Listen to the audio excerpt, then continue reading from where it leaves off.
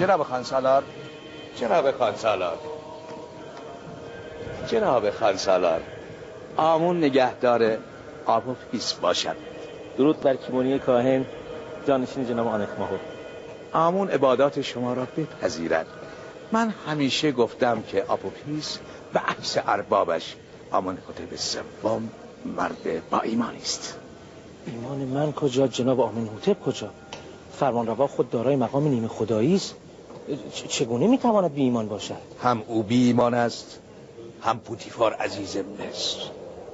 من اطمینان دارم که شما بارها شاهد اهانت او به کاهنان معبد و خدایان بوده ای نبوده ای؟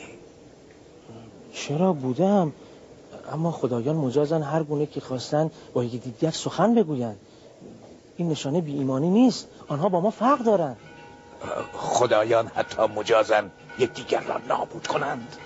این ممکن نیست. از خبر نداری آمنهوتپ به پوتیفار دستور داده است به معبد حمله کنند و آمون را نابود سازند؟ باور نمی کنم.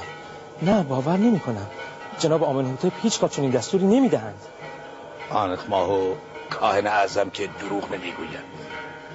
حاضرم تو را نزد او ببرم تا از خود او بپرسی. اگر این حقیقت داشته باشد، آمون به شدت آنها را مجازات خواهد کرد.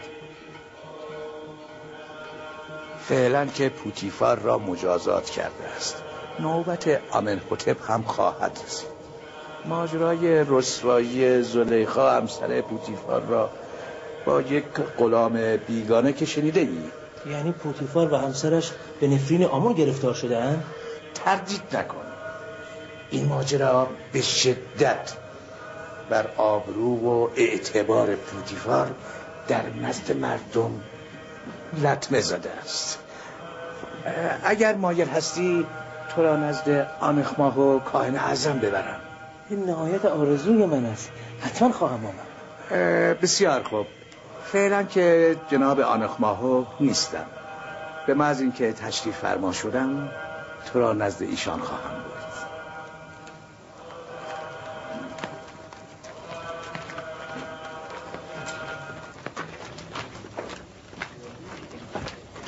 یوزارسیف مرد پاکدامن نیست.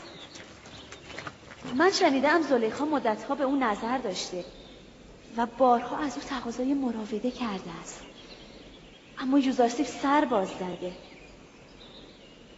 تا اینکه چند روز پیش آنها را با یکدیگر دیدند. در همه شهر سخن از این ماجراست.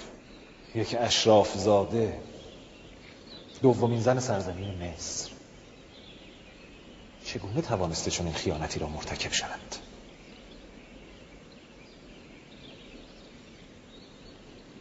پوتیفار باید زلیخا را می‌کشت. میگویند واله و شیدای یوزارسیف شده است و وقتی در مهمانی سخن یوزارسیف به میان آمده است، رنگ از رخسارش پریده. ماهاریت، تو خود بهتر میدانی کار دل است. عاشق شده است، عاشق یوزارسیف شده و یوزارسیف هم تمکین نمی کرده. طبیعی است که زلیخا عنان از دست داده و به او حمله کرده. پاکدامنی یوزارسیف قابل ستایش است، اما هیچ برده‌ای نمیتواند برخلاف میل اربابش مقاومت کند. آنها مبابی به زیبایی زلیخا. بگذاریم، ولی گمان میکنم این عمل زلیخا ریشه در نیات پوتیفار دارد. چطور مگر؟ امروز کیمونی یکی از کاهنان معبد با من صحبت کرد. او میگفت آمنهوتپ سوم و پوتیفار هر دو به خدایان کافر شدند و قصد نابودی معبد را دارند. یعنی خدایان زلیخا را برای انوا داشتند تا آبروی پوتیفار را بریزند؟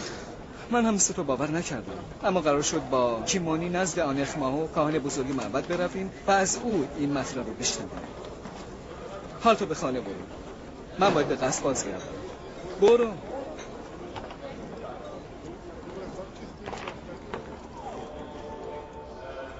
همان گونه که نیل دوباره زنده می شود و گیاهان زندگی را از سر می گیرند، پیروان من نیز پس از مرگ می توانند دوباره زنده شوند.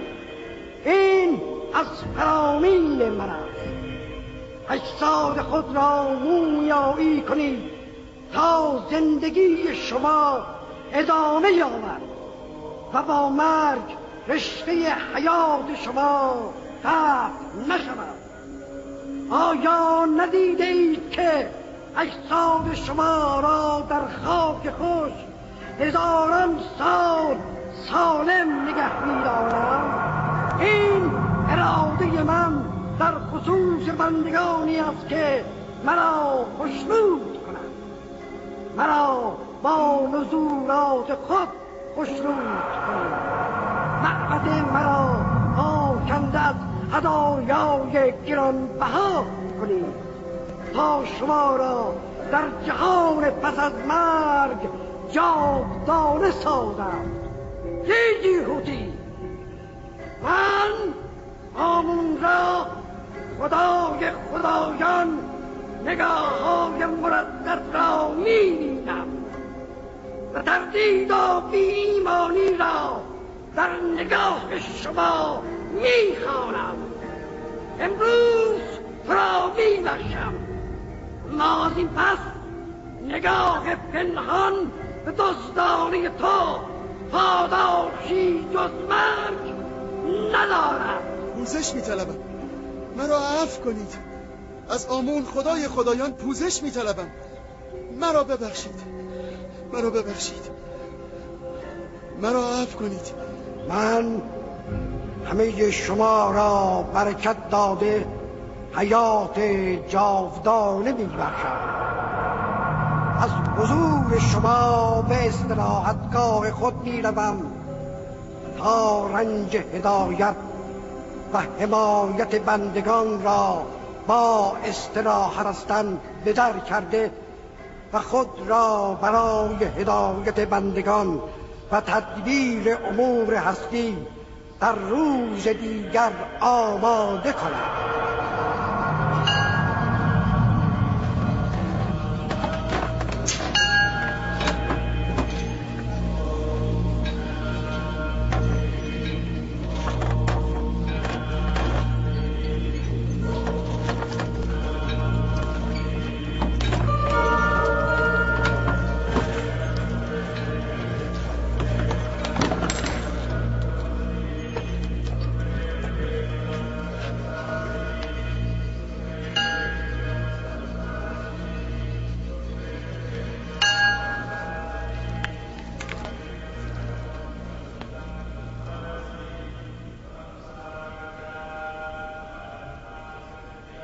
آمون از شما پیروان خود راضی است. معبد و خادمین معبد را فراموش نکنید. با هدایا و نزولات خود آمون را خوشنود کنید.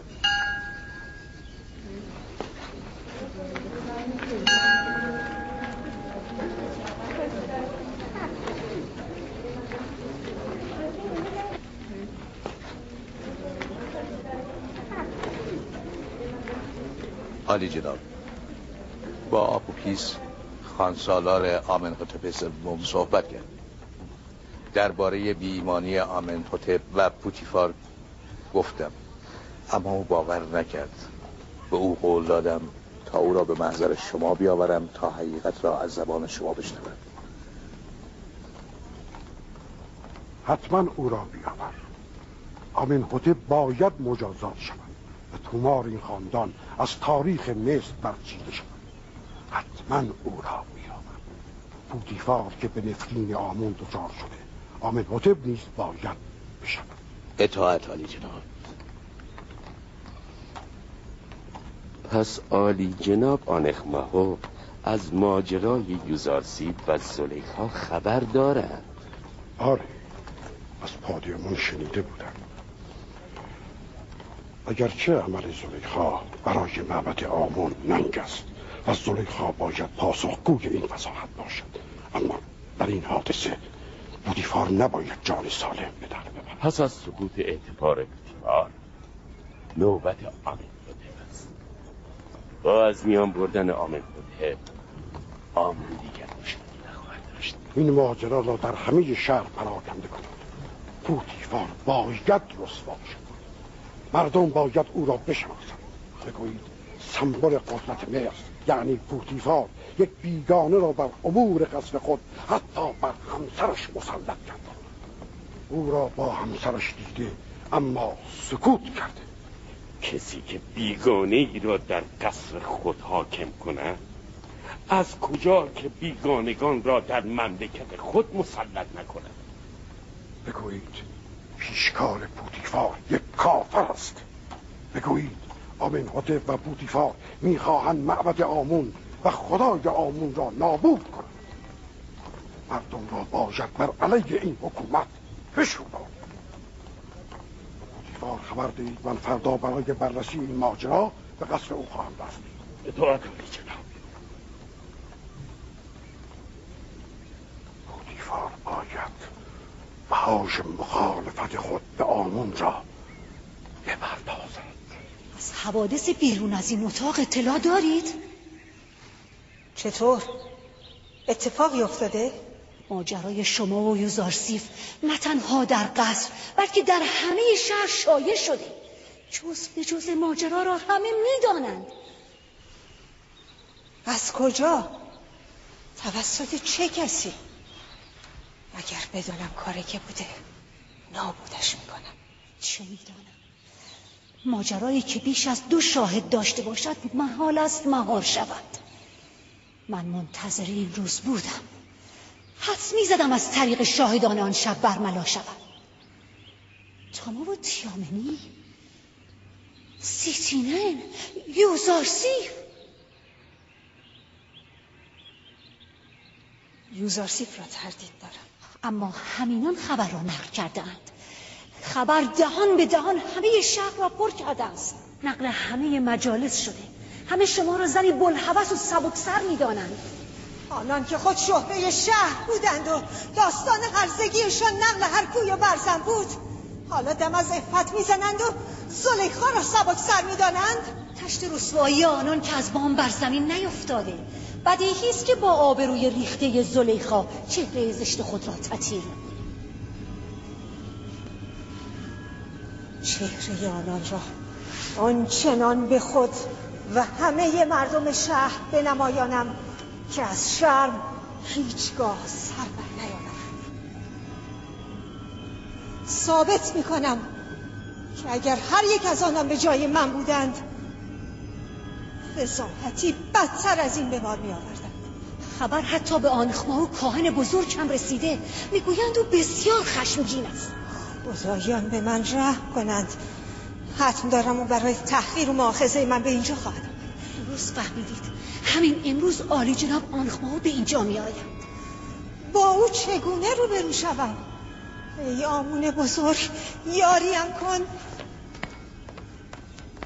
آنخماهو خوشحال بود، نه؟ نه اشتباه میکنی. عالی جناب آنخماهو بسیار هم نگران بودند. بسیار خوب، تشریف بیاورند. ما خوشحال میشویم. شما هم میتوانید بروید.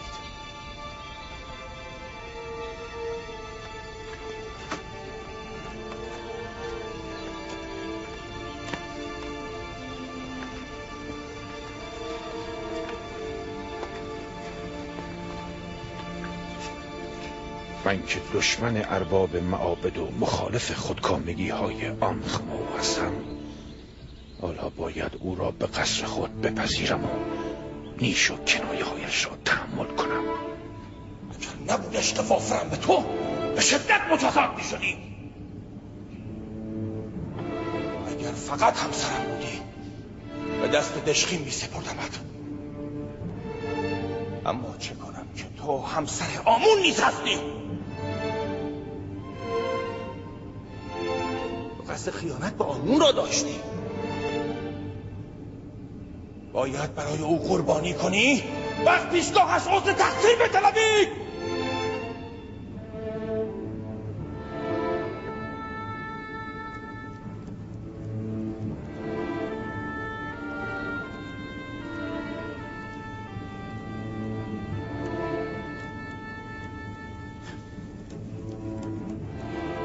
بسیار خوب، بسیار خوب. من تو را میبخشم.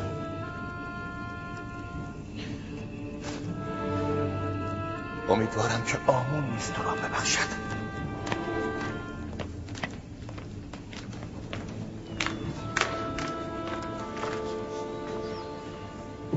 درود بر جناب یوزارسیف. درود خداوند بر میمیسابوی سیاه چرده سفید باطن. چه خبر؟ خبرها چندان خوشایند نیستند. ماجرای شما و بانو زلیخا همه جا پیچیده است. گویی این مردم جز تعبیر و تفسیر این ماجرا کاری ندارند. زلیخا عنان خیش به دست نفس سپرده و این نفس سرکش او را هلاک خواهد کرد، مگر اینکه نفس را لگام زده مهارش کند. جناب یوزارسیف، بانو زلیخا زن زیرک و زیبایی است. چگونه از دام او گریختی؟ من از آتش دوزخ گریختم، نه از زلیخا. من که معشوق زیبا و بی همتا دارد دل به امثال زلیخا نمی سپارد. من که عذاب روز موعود می بیند زلیخا را جز لهی به آتش دوزخ نمی بیند. جناب یوزارسیف، این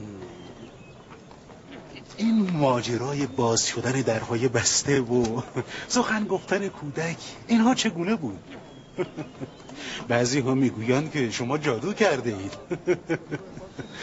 همه اینها از عنایت خداوند مهربان است. لحظاتی گمان میکردم مرا به حال خود رهایم کرده است. در برابر زلیخا تنها هستم، ولی به عیان دیدم نه تنها لحظه ای از من غافل نبوده، بلکه در همه حال مراقب من است.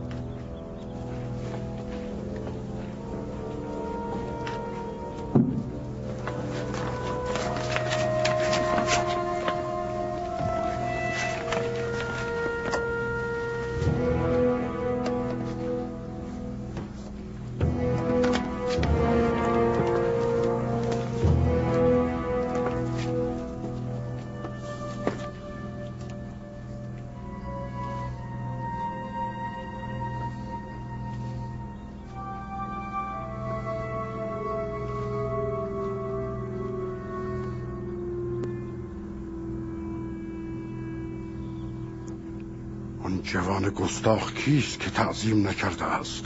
یوزارسیف همین است. پس پوتیفار کجاست؟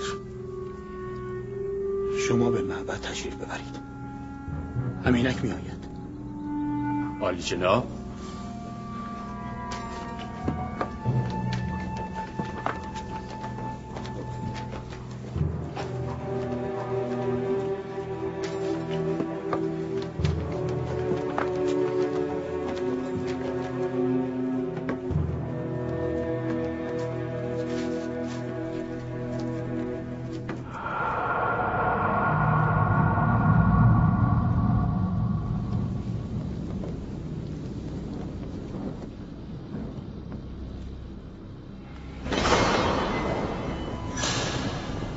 عالی جناب پوتیفار و بانو زلیخا.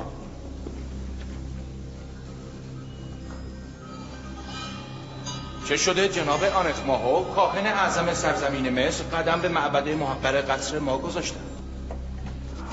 آمون شمسار است. همون در برابر دشمنانش تحقیر شد.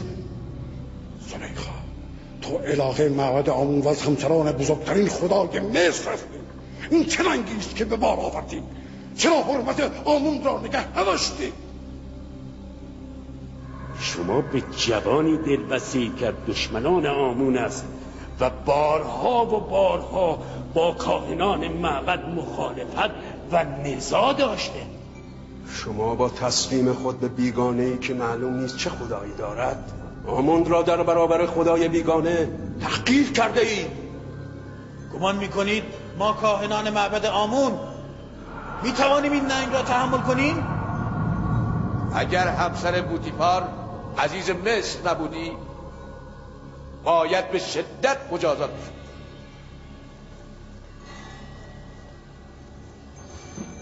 چه میخواهی بگویی؟ اصلا چه چیز برای گفتن داری؟ من فرصتی میخواهم تا از خود دفاع کنم. جناب آنخ ماهو اجازه میفرمایند؟ میشنوم، بگو. اگر چند روزی به من فرصت دهید بیگناهی خود را به اثبات میرسانم. این فضاحتی را که به بار آوردید چگونه پاک میکنید؟ از قضا قصد من بستن دهان کسانی است که به این فضاحت دامن میزنند. بسیار خوب، ببینیم چه میکنید. اگرچه میدانم حیثیت به باد رفته آمون بار دیگر اعاده نمیکرد.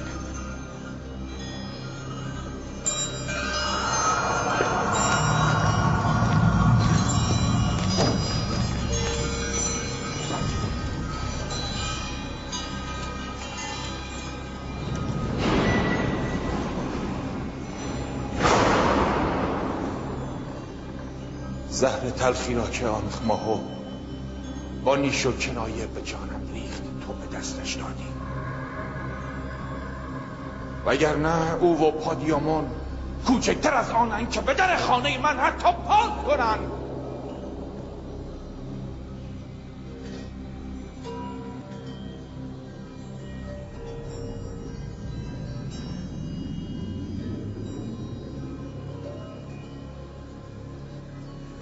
کاری ماما؟ بله بانوی من. مهمانی بزرگی ترتیب دهید و تمامی زنان اشراف و دربار را به آن دعوت کنید. با آنها کار دارم.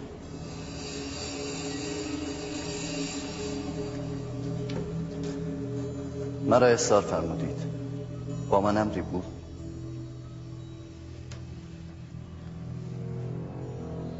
تقاضای زیادی ندارم. فقط از تو میخواهم در مهمانی فردا بهترین جامه‌ات را بپوشی، خود را آراسته کنی و هر زمان که من گفتم وارد مجلس شده ظرف میوه‌ای را در مقابل من بگذاری و برگردی. این تقاضای مرا میپذیری؟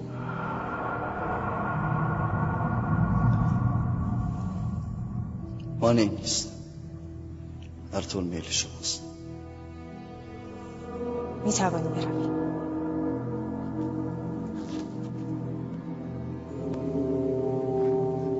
برای همه مهمانها دوشک‌های نرم و مخدر فراهم کنید. میخواهم کاملا راحت باشند. برای آنان بهترین اطعمه و اشربه را تهیه کنید. مقدار زیادی ترنج و به تعداد مهمانها چاقوی تیز و برنده.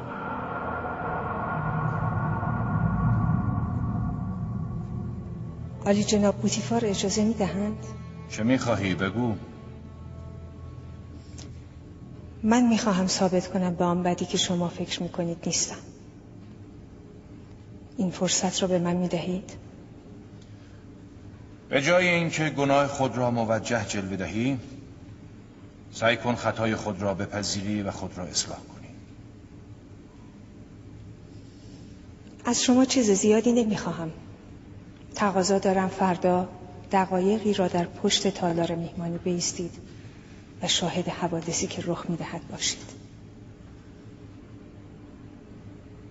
حوادث؟ من تصمیم گرفتم توسط بانوان مصری از خود اعاده حیثیت کنم. تقاضایم رو میپذیرید؟ باشد، میپذیرم.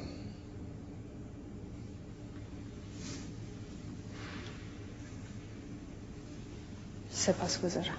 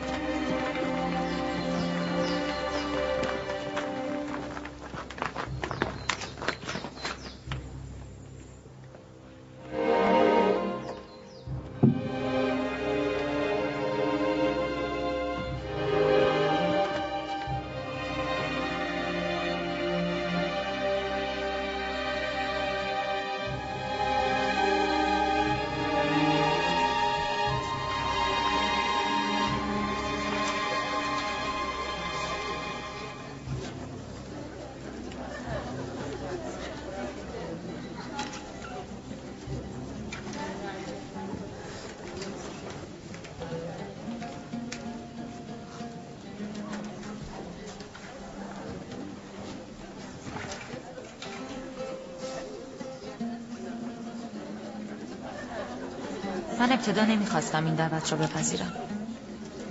حضور در مجلس زلیخا با آن ننگی که به بار آورد خود ننگ است. اما پادیامان همسرم اصرار کرد که در این مجلس شرکت کنم. من نیز رغبتی نداشتم، اما کنجکاوی تحریکم کرد. خیلی دلم میخواهد از اتفاقی که رخ داده آگاه شوم.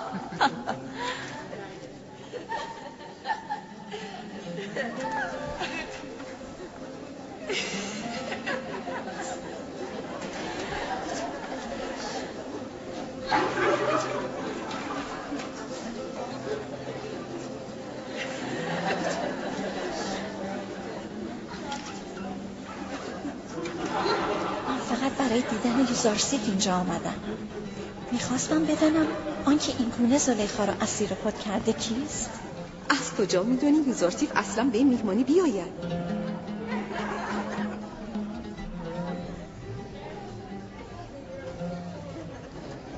اگر راه گریزی بود میگریختم. حضور در این مجلس شیطانی برایم زجرآور است.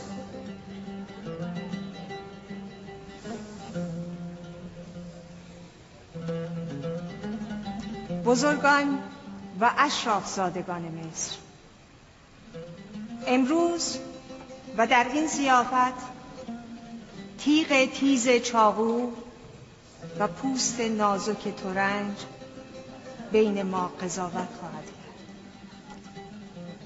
از شما تقاضا می کنم زمانی از ترنج ها میل کنید که من اشاره می کنم.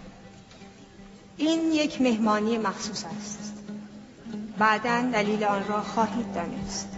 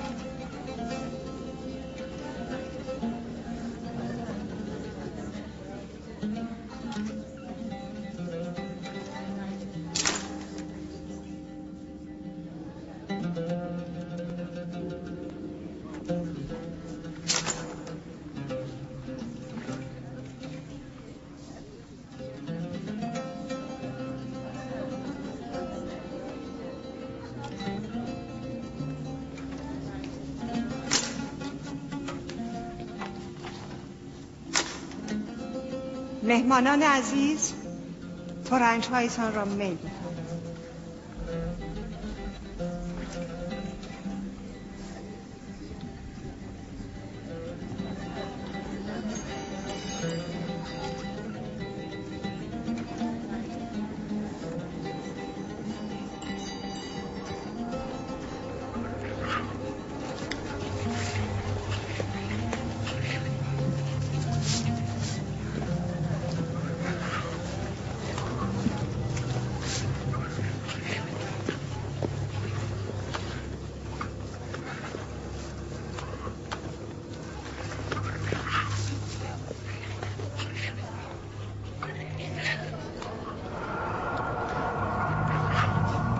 یوزارسیف داخل شود.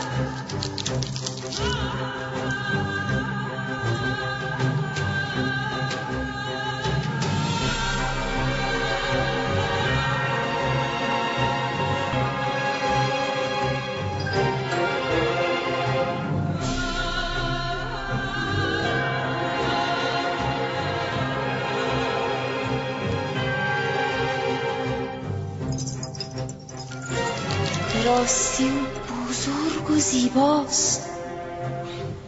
زیباتر از او را ندیدم.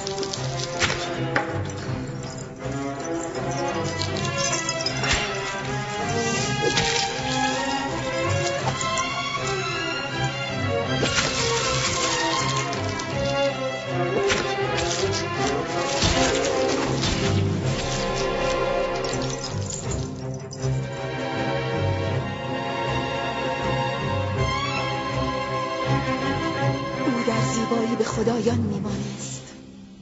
او انسان نیست، رب النوع زیبایی است.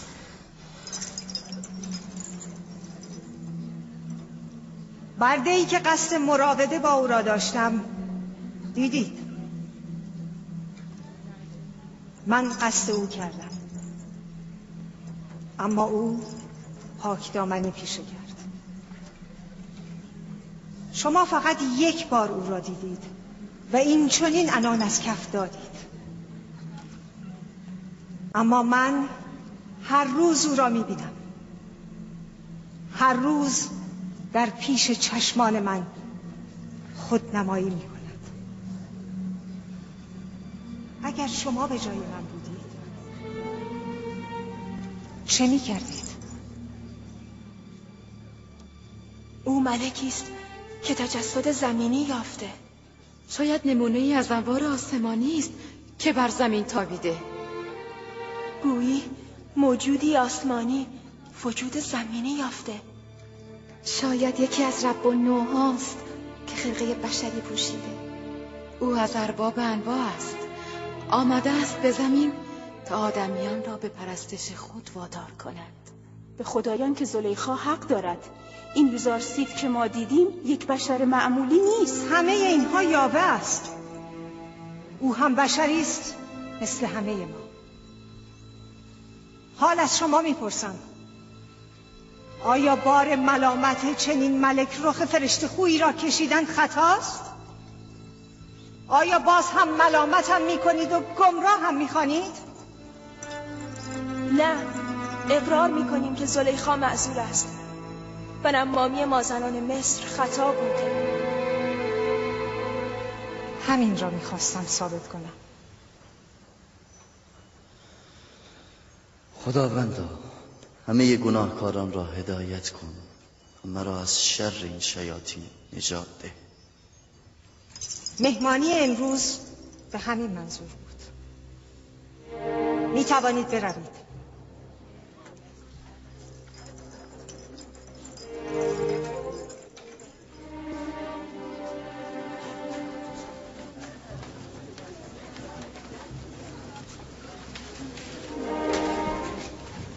همه چیز را دیدم. نیازی به توضیح نیست.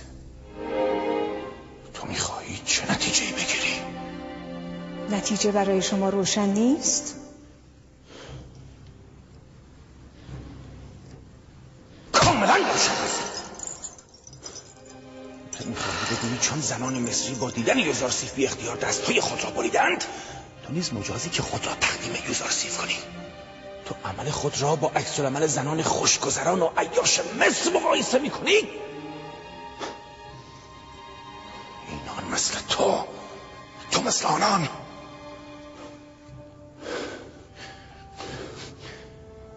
چرا خود را با زنان پاکدامن مقایسه نمی کنی؟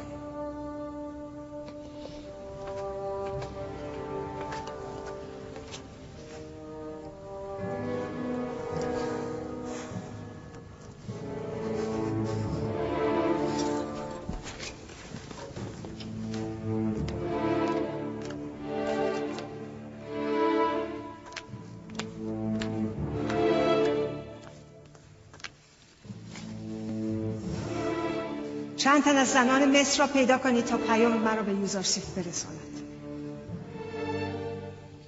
بانو، بهتر نیست این قائله را خاتمه دهید؟ ما نگران آینده شما، اعتبار و آبروی جناب پوتیفار هستیم. این فضولی ها به شما نیامده.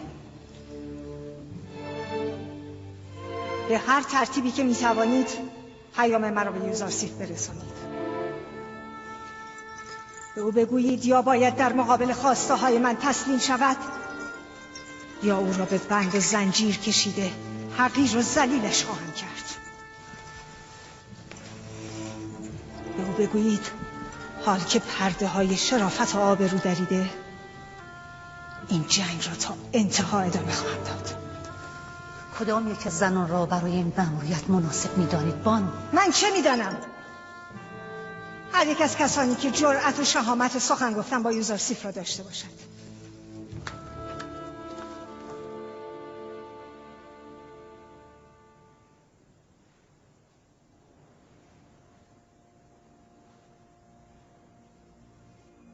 پروردگارا، اگر کید این زنان را از من نگردانی و نیرنگ اینان کارگر شود، من از زیانکاران خواهم بود. این منصفانه نیست. زلیخا تو را به زر خریده و مهر تو را سالها در دل پروریده.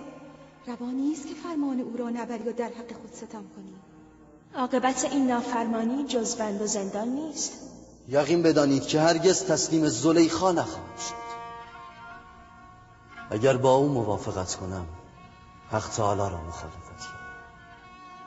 بسیار خوب، پس یکی از ما را اختیار کن. بیشک شیفتگی ما کم از سوختگی زلیخا نیست. شما چقدر فرومایه اید. وقتی بانو زلیخا را که بر من حق مالکیت و نعمت است در گناه اطاعت نمی کنم، شما بیگانگان را اطاعت خواهم کرد. چهره دلنشین و مهربان شما نشان از قلبی مهربان دارد. شیفتگان خود را رنجاندن رسم بزرگان نیست. اگر بار دیگر تقاضای باطل خیش را تکرار کنید، قید ادب و احترام را زده با شما با زبان لعن و اهانت سخن خواهم گفت. ظاهرا جناب یوزارسیف خود را برای هر گونه مجازاتی آماده کردند. یقین بدانید که نه ما و نه زلیخا از خواسته خود دست بر نخواهیم داشت و اگر لازم شود مجازات بند و زندان را هم برای جناب یوزارسیف اعمال خواهیم کرد. هدیه‌ای از طرف بانو. پرورده دامان نبوت به روبه بازی و نیرنگ سازی شهوت پرستان فریفته نمی شود. همای بلند پرواز آشیانه خالق سرمد در دام زاغ و زغن گرفتار نمی کرد.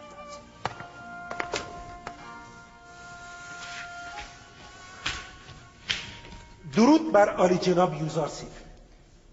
هیچگاه برای من تعظیم نکن نمیسابو. من عادت کردم عالی جناب. از کودکی به من آموختند که در برابر بزرگان تعظیم کنم. آن بزرگی که همه باید در برابر او تعظیم کنند من نیستم. او به راستی لایق تعظیم است. چه میخوایی؟ چیزی نمیخواستم. چی میخواستم بگویم؟ میخواستم بگویم که این زنانی که از اتاق شما بیرون آمدن به نزد بانو زلیخا رفتن. طبیعی است. آنها از طرف بانو زلیخا مأمور بودند که مرا وادار به تمکین کنند. حال رفتند که عدم موفقیتشان را گزارش دهند. راستی نمیسابو، تو میدانی این دستمال ها برای چیست؟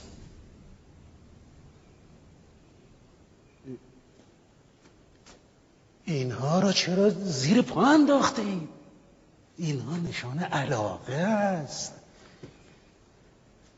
هر کس بخواهد به کسی ابراز عشق کند از این دستمال ها به او میدهد یا برایش میفرستد، اما شما اینها را زیر پا انداخته اید. ای کاش کسی هم گوشه چشمی به ما نشان میداد، دستمالی برای ما میفرستد. خب میفهمم یعنی باید برم.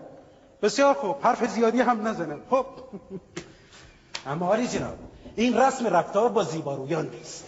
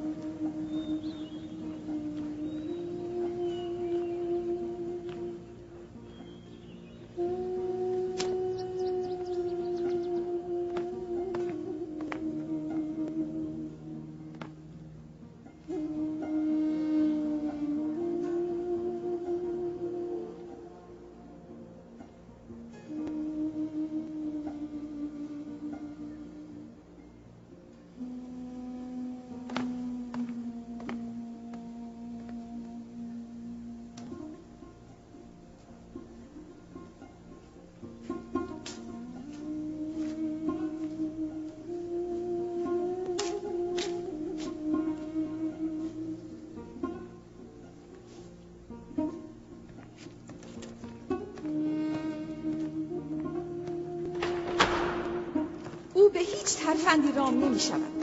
اگر سنگ بود نرمش می کردم، اما یوزارسیف از سنگ هم سخت‌تر است. تلاش بیفایده است، با او به نتیجه نمی رسیم. خب شما میگویید چه کنم؟ یعنی هیچ راهی ندارد؟ یوزارسیف باید زندانی شود، این تنها راه است. زندان؟ شاید در کنج زندان قدر و قیمت دولت سرای شما را دریابد. طعم زندان را که چشید به پاس خلاصی سر در قدوم شما خواهد گذاشت. ولی من نمیتوانم. زندان او را از من دور میکند. بالاخره شما میخواهید این سرسخت رام شود یا نه؟